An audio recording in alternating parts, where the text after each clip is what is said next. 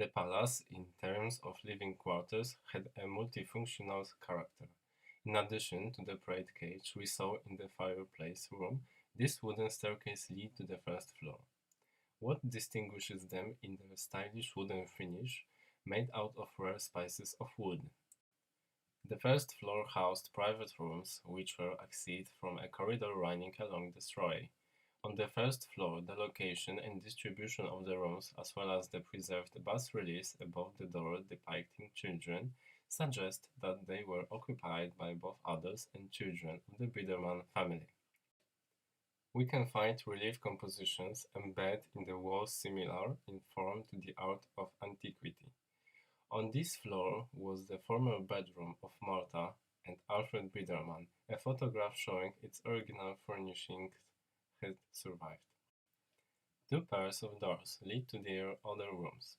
The one on the left leads to the boudoir of the master of the house. Woodwork with cabinet furniture was perceived there. Further on there was a bathroom with a tiled bathtub.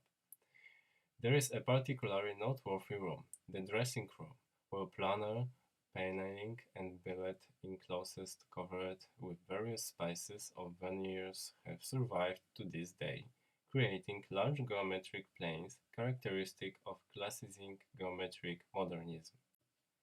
The combination of materials, perfect carving and wood carving, the functionality, solid architectural design of the furniture creates not only an impressive whole but also an artistic work that reflects the affluence of which bourgeoisie in the first quarter of the 20th century.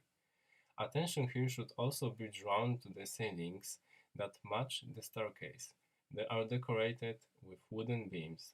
Also noteworthy are the doors to the rooms with frame and panel workmanship. Some of them features glazed elements made of crystal glass.